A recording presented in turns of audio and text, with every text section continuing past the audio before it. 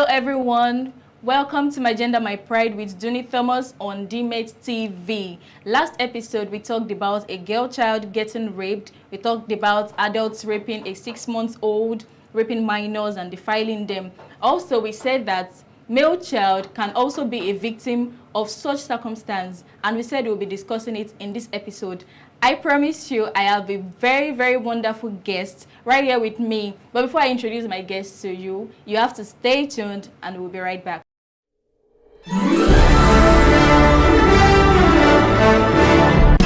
Welcome back. I told you we have a wonderful guest right here with me. Should I tell you his name? No, I won't. Hello, sir. How are you doing? Hello, everyone. I'm good. Yeah, I can see you're doing very well. So can you please tell us your name? Okay, I'm Honorable Comrade Oladejolani Samuel. That's a very nice one. It's so good to know you, Honorable. Yeah, Thank you very much. An Honorable here with us. So we're talking about a male child getting molested, being abused sexually. What's your take on that? A male child being molested, you know. When we talk about male child being abused and being molested, you know, this is a very good topic, you know. Talking about a male child being molested, it's talking about the sexual assault, the abuse of a child, of a male child. This is a situation whereby a male child is abused sexually in a situation whereby it doesn't befit those children. A situation actually happened back then when I was in Ibadan. I found out that a male child was actually abused back then at Dmet, to be precise. This child was actually assaulted by one of their neighbors while the parents were not at home. And this assault and this molestation actually lead to a lot of trauma, which is on the child actually.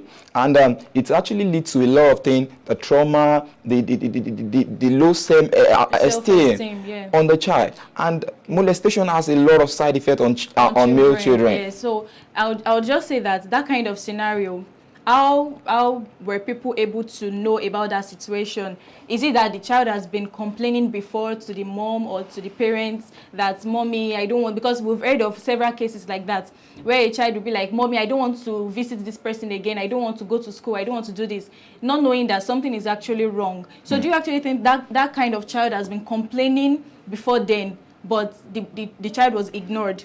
You see, in this kind of situation, I would say many of our parents actually fail in this regard. The reason why I said they failed is because many parents actually want their child to understand the sign language, but these parents, they want them to understand sign language, but at a situation whereby the children also want their parents to understand a lot of sign languages, that they are trying to pass many vital information to their parents. This kind of situation actually happened through the teacher in school.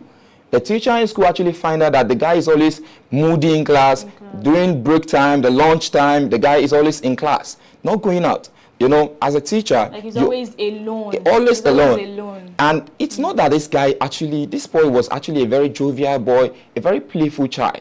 But suddenly, the whole thing changed due to the molestation, due to the assault the guy has been receiving at home. And you know, as a teacher, you understand your student. You know them one from one. So the teacher actually moved on to the boy. You know, as a well-trained teacher, he actually talked to the boy.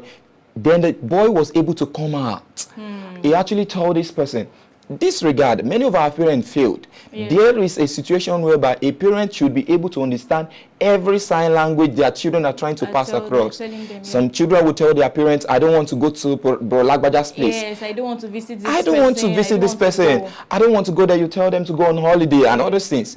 But this children will say, no, I don't want to go. But his parents will be like, no, it's because it's lazy. It's because something is actually hidden somewhere. But why can't our parent just take a chill pill? Take a deep breath. Just try to find out what is wrong.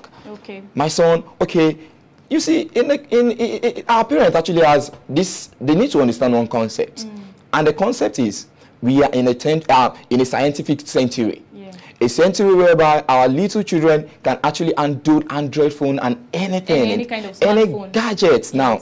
And now they need to erase the concept whereby then in the past, their parents actually had this concept of from farm to home and their school. There was not enough technology there. But now there's a lot of civilization. So they need to understand all this concept that the way you were being trained in the past, it's not different the way now. you train your children now. All right, so we've also realized that many male children, even female children, but right now we are talking about male children, they've experienced so many things that have caused them so much trauma. Yeah. And we are saying that parents shouldn't be ignorant about any of this. Yeah. Don't worry, let's go on a quick break. We'll be right back.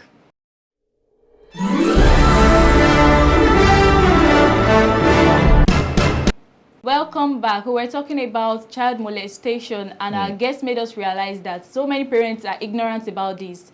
Their children will be telling them, "Mommy, I don't want to go to school. Mommy, I don't want to visit this person," but they are not so they are so ignorant that they wouldn't even ask that child that, "Why don't you want to do this?" Exactly. Instead, they will just be like, "You have to go. I am going out. You need to do this. You need to do that," without paying so much attention to their children. Okay, so how about bullying in the teenage, should I say in the teenage session now, in schools, where a child will be like, "Mommy, I'm not going to school because my seniors used to beat me, my auntie used to beat me." But those parents, they are always like, "You need to go to school, you must learn," not knowing that that kind of child is going through so much trauma and the child is being bullied in school. You see, Dunni, it's a very good question you actually asked now. You see, back in you actually took me back to the days in our secondary school days. Back then, there's this, some of our seniors back then, there's this punishment they give us then. You draw something like a sheep on the board. I don't know if you remember. They draw a sheep on the board. Did you attend a boarding school? No, I actually did not. I actually attended a public school. You see, then they draw a car on the board. They told you to actually push this car on the board. How can you actually put a car on the board?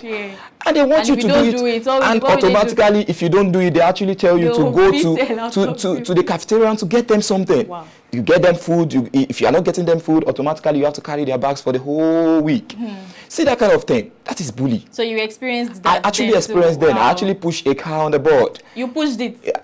Which was actually automatically impossible. I had to carry the senior's bag for a whole week. So now, talking about at present time, bully is something that is very, very rampant among us. Even go to our institutions, you see people, they bully ladies, guys, and everywhere. And you see, our government need to put a lot of things in place. They need to put a lot of measures that, oh, when these are happening, this is what we should. Don't let them go scot-free. When there's something like a public punishment, it's what I will actually support. When there's a public punishment and somebody that is bullying a neighbor or a colleague of his or a classmate of his, you're bullying a younger one, you're bullying your mates. Can you just imagine? Actually, a situation happened back in Lagos. This boy, Sylvester, a boarding school student. Can you just imagine? That boy actually died. You know, I actually started following the story. When I started following the story, and they said the boy was always complaining at home. "Mommy, I don't want to go to school. Mommy, this is happening." You see, that is one of those things. Dunni, you see, I was telling you something the other time that our parents actually got a lot of things wrong. They got many things wrong. Parents need to do something. They are the one that need to understand everything about their environment. They are not supposed to focus alone on their jobs to get us feeds, to get us clothes, to get a lot of things. Yes, it is their responsibility, but their responsibility also is to cater for us. They have to cater for us. They have to know our well-being. Now, a child telling their parents, "I don't want to go to this school anymore. I don't want to mingle with these friends again." Why not? Why not ask that child that what's wrong? You see, what is wrong? Our parents actually had some problem. I actually faced the same thing with my parents.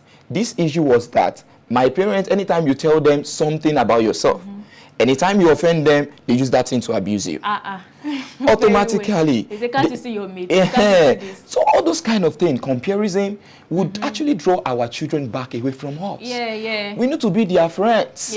When you are a friend to them, they will be able to enjoy all those things, and they will be able to reduce bully, molestation, and other things in our society. Thank you very much, sir. Mr. Oladejo, our guest, Mr. Olaniyi Oladejo. Thank you very much. Our guest. Thank you so much. You have made us realize that parents don't need to be ignorant of whatever their children are telling them. "Mommy, I don't want to do this." Please pay attention to your child. Not even just attention. Pay close attention to your child. Know what they are facing, know what the issue is exactly. At times, if you need to follow them to wherever they are going, you need to go there at least.